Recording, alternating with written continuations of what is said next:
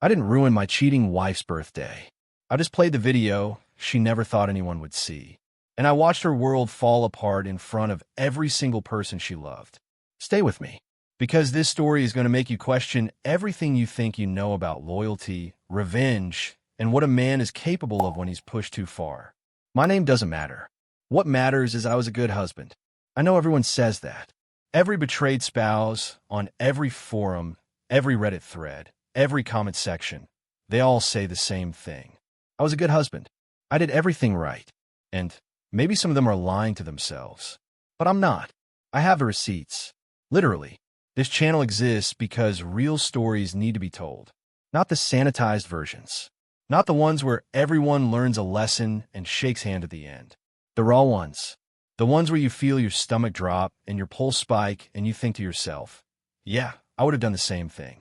Or maybe you think that went too far. Either way, you're going to feel something. And at the end of this video, I want you to ask yourself one question. Too far or perfectly deserved? Let me take you back to the beginning. Because revenge stories, real ones, don't start with a revenge. They start long before that. They start in the quiet moments. The ones you don't notice until everything is already broken. Her name was Cassandra. Cassie, to everyone who knew her. We met at a work conference 7 years ago. She was standing near the coffee station, laughing at something on her phone, completely oblivious to the world around her. I thought she was the most effortlessly alive person I had ever seen. I introduced myself. She barely looked up. 2 weeks later, she texted me out of nowhere and said she'd been thinking about me. I told her I'd been thinking about her too. That was the truest thing I ever said to her. We dated for 2 years. Engaged for 1. Married for 4. 7 years total. 7 years of what I thought was a life we were building together. A house in the suburbs. 2 dogs. A savings account we were filling for a trip to Japan we kept saying we'd take next year. We never took that trip. We probably never would have. But I didn't know that yet. The first sign was small. So small I filed it away under nothing. She started going to the gym more. Now, I know what you're thinking. That's not a red flag. That's just someone getting healthy. And you'd be right. Except Cassie had always hated the gym. We used to joke about it. She'd say the only running she'd ever do was running her mouth. And suddenly, twice a week turned into 4 times a week. And 4 times a week turned into every single morning before work. I told myself I was proud of her. And part of me genuinely was. But there was this other part, the part that notices things even when you don't want to notice them, that filed it away. Put in a drawer. Closed the drawer. Locked it. The second sign was her phone. Now, I was never that guy. I never went through her phone. Not once in 7 years. I respected her privacy the way I expected her to respect mine. But you don't need to go through someone's phone to notice when their relationship with it changes. She started keeping it face down. Always. On the counter, on the nightstand, on the dinner table. Face down. She started taking it into the bathroom during showers. She started sleeping with it under her pillow. I noticed. I opened the drawer. I didn't lock it this time. The third sign was the laughter. Or more specifically, the absence of it. Cassie used to laugh at everything. That was one of the things I loved most about her. She'd find something funny in the most mundane situations. A weird cloud formation. A badly worded sign at the grocery store. Something the dogs did that reminded her of an inside joke we had. But somewhere around month 3 of the gym visits, the laughter started drying up. Not completely. Not in public. She was still the life of every party. Still the person everyone gravitated toward. But at home, with me, in the quiet, the laughter was gone. I told myself she was stressed about work. She'd been up for a promotion she really wanted. I told myself she was tired from the early gym sessions. I told myself a lot of things. Because the alternative, the thing in the drawer, was too heavy to pick up just yet. It was her sister, Maya, who cracked it open. Not intentionally. Maya didn't know anything at this point. She called me one afternoon while Cassie was supposedly at the gym and asked if I could send her the photos from Cassie's office Christmas party because she wanted to make a collage for their mom's birthday. I said sure, of course. And while I was going through my phone to find the photos, I passed a video. A video I had completely forgotten about. A video from a weekend trip I'd taken with a few friends to Vegas about 8 months earlier. A trip Cassie was supposed to come on, but canceled last minute because of work. The video was nothing special. Just a bunch of guys being idiots at a rooftop bar. Except in the background, at a table near the far window, I could see something. Two people, a man and a woman, sitting close. Too close. The woman's head was tilted toward his ear, laughing in a way that was private, not public. It took me 45 seconds to realize the woman was my wife. She was supposed to be in Cincinnati for a client meeting. She had texted me a photo of her hotel room. She had called me for what she said was the hotel lobby.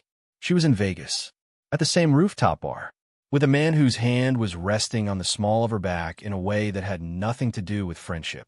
I sat in my car in the parking lot of the Target for 2 hours after that. I didn't cry. I didn't call her. I didn't smash anything. I just sat there and felt the entire architecture of my life shift. Like when a building settles and everything cracks just slightly. Nothing collapses, but you know the foundation is gone. I want to be clear about something. The moment I saw that video, I had a choice. I could have gone home and confronted her, screamed, cried, demanded answers, done what most people do, burned it all down immediately and dealt with the chaos. And part of me, a very loud, very raw part of me, wanted exactly that. I wanted to see her face fall. I wanted to hear her scramble for an explanation. I wanted the immediacy of it, but I didn't do that. And the reason I didn't is something I need you to understand, because it's the foundation of everything that comes next. When you confront someone like Cassie, someone charming, someone socially brilliant, someone who is fundamentally built for spin, immediately you lose. She would have had a story ready in 60 seconds.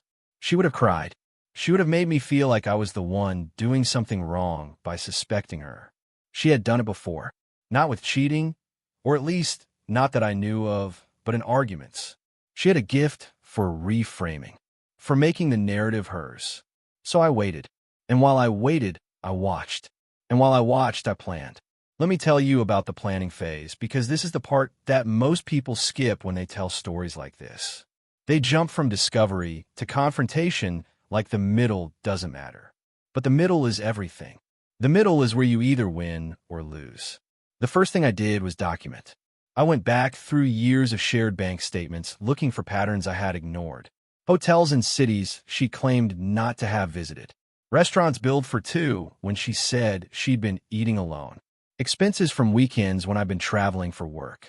The receipts were everywhere. I had just never looked at them with the right eyes. I set up a secondary cloud backup on my phone without telling her. Everything. Every text she ever sent me from that point forward, every email I could access, every photo that synced to our shared family album. I wasn't hacking her. I wasn't breaking into anything. I was simply paying attention to what was already visible. Turns out when you're hiding an affair, you get sloppy about the things that aren't technically hidden.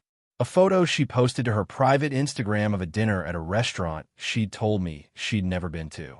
A location pin she forgot to turn off that showed her at an apartment complex nowhere near her office on 3 separate Tuesday afternoons. The man's name was Derek. I found that out by the 4th week. He was a personal trainer at the gym she had suddenly started loving so much. Of course he was. It was almost boring in its predictability. Except there was nothing boring about what I felt when I confirmed it.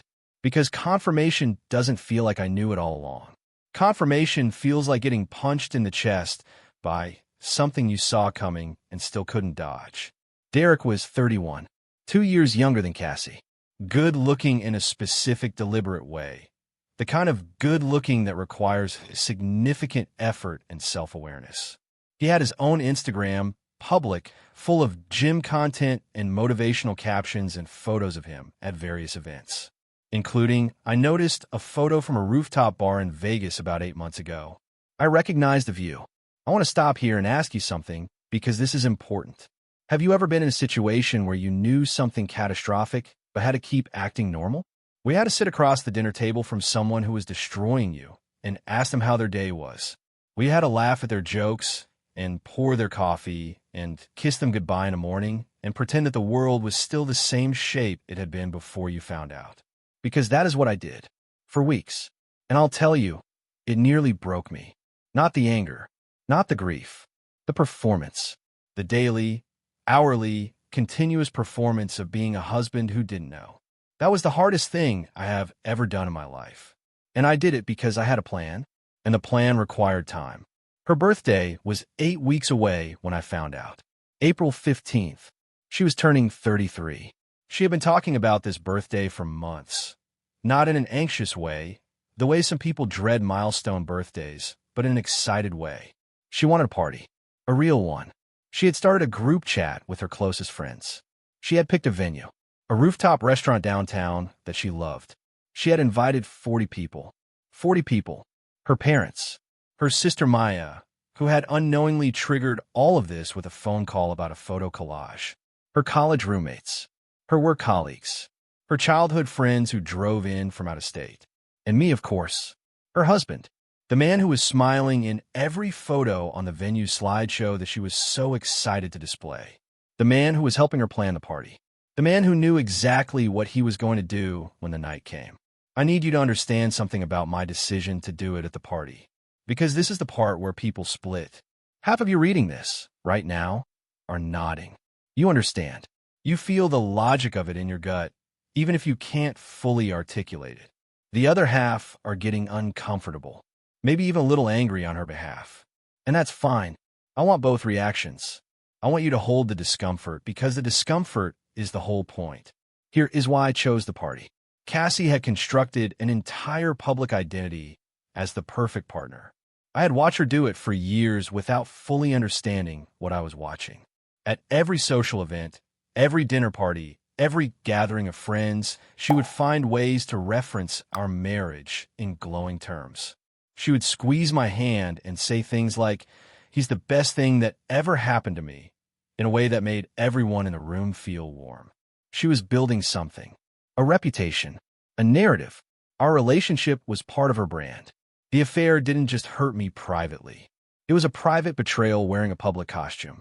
Every time she told someone we were happy, every time she posted a photo of us with a loving caption, every time she leaned into me at a party and let the world see a loving couple, she was lying to them too. The public performance of our marriage was as much a lie as anything she did in private. And so the public unraveling felt, to me, like the only proportionate response. I'm not saying I was right. I'm saying I was certain. And in that moment, those two things felt like the same thing. The week before the party, I made a copy of the video from Vegas, edited it down to 40 seconds, just enough context to be unmistakable. I had a friend who worked in AV equipment rentals. I told him I wanted to surprise my wife at her birthday with a video montage and asked if he could help me set up a display at the venue. He was delighted to help. He thought it was romantic. He wasn't wrong that it would be memorable. I also printed the bank statements. Not to share them at the party. I wasn't there to give a presentation. But to hold. Because somewhere in the back of my mind, there was a version of me that was going to need those documents for something that came after.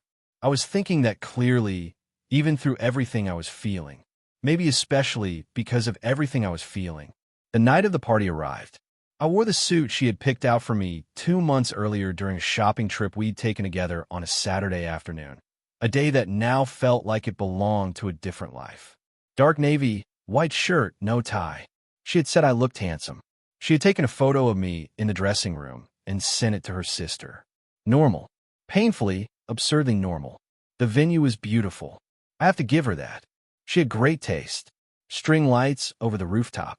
Flower arrangements in cream and dusty rose. A bar cart stocked with her favorite wines. The slideshow was already running on the big display screen near the entrance. Photos of her through the years, her childhood, college travels. Photos of us. Our wedding. Our dogs. A life that looked from the outside exactly like what she had told everyone it was. People started arriving around 7. 40 people filling a rooftop in the April evening air. Her parents hugged me. Her dad, a man I genuinely liked, a man who had welcomed me into his family with real warmth, clapped me on the shoulder and said I had done a great job planning this. I thanked him. My chest felt like concrete. Cassie arrived at 7:30 with Maya and 2 of her college friends, doing that thing she did where she acted surprised even though she had planned the entire event herself. Everyone cheered. She glowed. She was wearing a green dress she had bought specifically for this night, and she looked beautiful, and I hated that I noticed. She came straight to me, kissed me, said quietly against my cheek, "Thank you for this. You have no idea what this means to me." I said nothing, just smiled. We were about 45 minutes into the party. People had drinks. There was music. The speeches were coming up. Her dad was going to speak, then Maya, then me. That was the plan Cassie had outlined. I had written mine weeks ago. I had rewritten it several times. The final version was on my phone. Her dad went first. He talked about the day she was born, about watching her grow up, about how proud he was. Her mom was crying. Maya was laughing through tears. Even the college friends were dabbing at their eyes. And Cassie was standing there in the center of it, beaming, radiant, 33 years old, and surrounded by everyone who loved her. Then Maya spoke. She talked about sisterhood and memories and the particular kind of chaos that comes with being Cassie's best friend and also her sister. She got a huge laugh at the end with a story about a road trip they took in their 20s. The crowd was warm and loose and happy. And then it was my turn. I stood up. I picked up my phone because everyone assumed I was reading from notes. I heard myself say, "I have a few things I want to say about Cassie tonight." And I heard the crowd settle into a soft, affectionate attention, ready for the devoted husband portion of the evening, ready for the love story. I said, "Cassie, you always told me that honesty is the foundation of everything, that the truth is what holds people together. I believe that. I built my entire life around that belief." I saw something shift in her face, just a flicker, the first crack in the performance, because she heard the past tense. I believed, not I believe. I believed. I said, "So in the spirit of the honesty you always championed, I want to share something with everyone here tonight." I pressed play on the video. 40 seconds. 40 seconds of a rooftop bar in Vegas. 40 seconds of my wife, who was supposed to be in Cincinnati, with her head tilted toward a man who was not her husband, his hand on the small of her back. 40 seconds of laughing in a private way at something I was never meant to hear. The room didn't react all at once. It was staggered. The people closest to the screen understood first.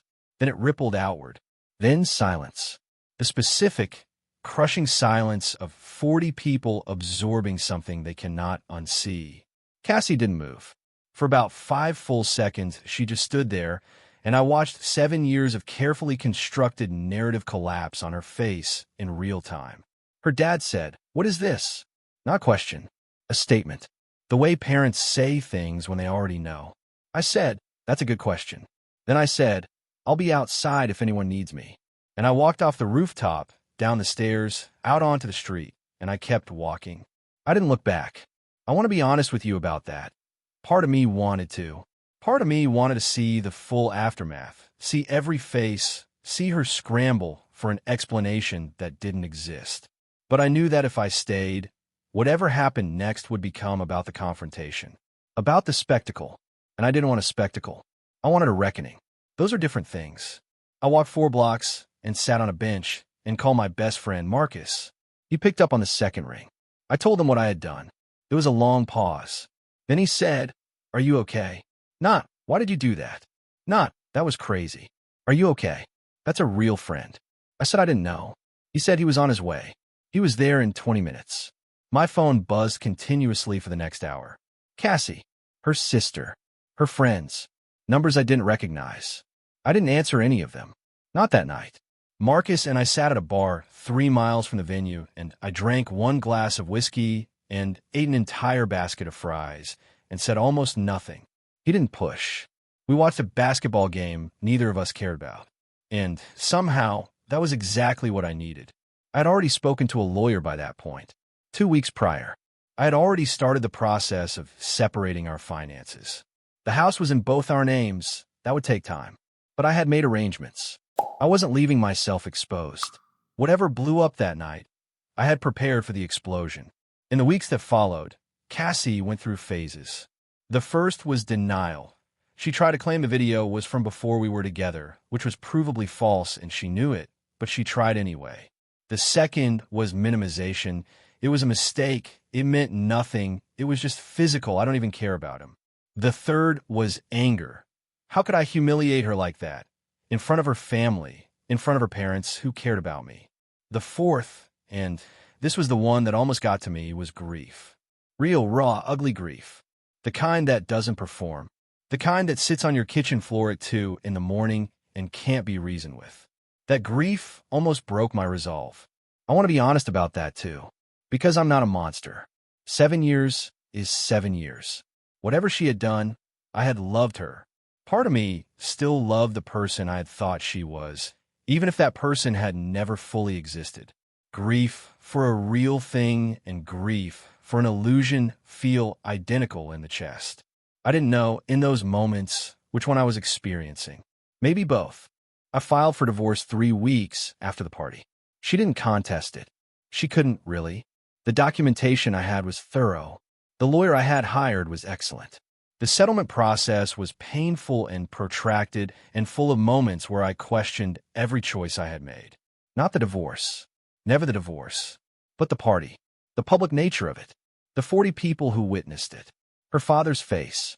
Her mother's tears, which had shifted so completely from joy to devastation in the span of 40 seconds. Was it too far? I've asked myself that question probably 1,000 times since that night. And I have 1,000 different answers depending on the day, the hour, the version of myself I'm talking to. Here's what I know. I was not the first person to be betrayed. I will not be the last. Betrayal is ancient and human, and it will outlive all of us. What we do with it, how we respond, how we hold it, how we survive it, that is the thing that defines us. Not the betrayal itself. The response. I chose a response that was loud and public and irreversible. I chose it deliberately. I would be lying if I said I didn't feel something that night. Standing up with that phone, pressing play, something that mixed grief and anger and a very specific, very cold kind of satisfaction. The satisfaction of truth. The satisfaction of finally not performing.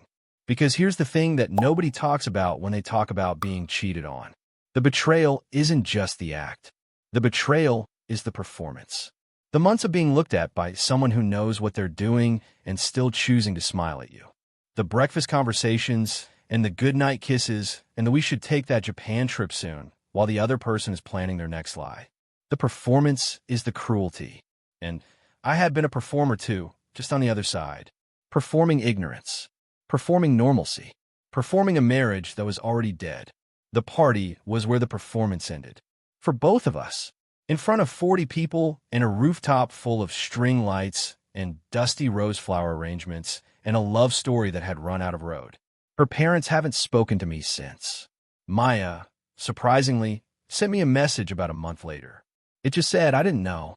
I want you to know that. I don't know what the right thing was, but I want you to know I didn't know. I replied and said I believed her. I do. Derek, for what it's worth, did not attend the party. He had never been part of any world Cassie, and I shared publicly. He was purely private, which is, I think, part of why the video hits so hard. She had kept him so carefully separate, and then there he was on a 10-foot display screen in front of her entire life.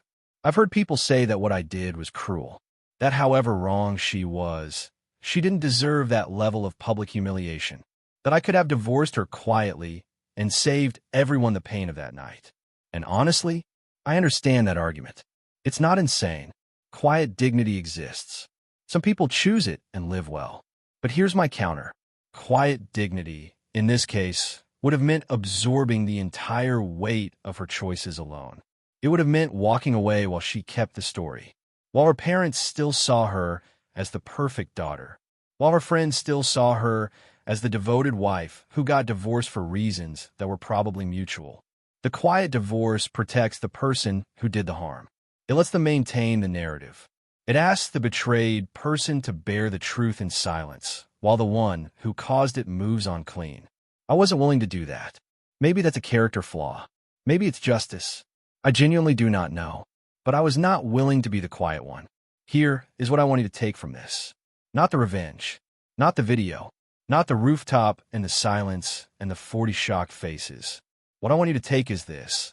The planning mattered more than the moment. Every decision I made between finding the video in that Target parking lot and pressing play 8 weeks later was a decision made from clarity, not chaos. I was furious. I was broken. I was grieving the entire time. And I was methodical anyway. Because methodical is what protects you. Chaos gives you a moment. Clarity gives you an outcome. If you're in a situation that feels like it's burning, if you have opened a drawer that cannot be closed, don't react immediately. Not because the reaction isn't warranted. Not because the anger isn't real. But because the version of you that acts from the peak of the pain is not the version of you that survives what comes after. Take the time. Document. Build the foundation. Know what you want the outcome to be, not just the moment. And ask yourself, what is the proportionate response? Not the moral response. Not the socially acceptable response. The proportionate one. The one that matches the scale of what was done to you. Because proportionality is not cruelty. Proportionality is honesty. It says, this is how big the thing was. This is how seriously I took it. This is what it cost me. And this is what it cost you. I'm not telling you to do what I did. Every situation is different. Every relationship is different. Every betrayal has its own specific weight and shape and context. What I'm telling you is that I made a choice, and I made it with my eyes open, and I live with it the same way. Not with regret, exactly. With a clear-eyed understanding of what it was. Some nights I think about Japan, the trip we never took. I think I might take it alone one day.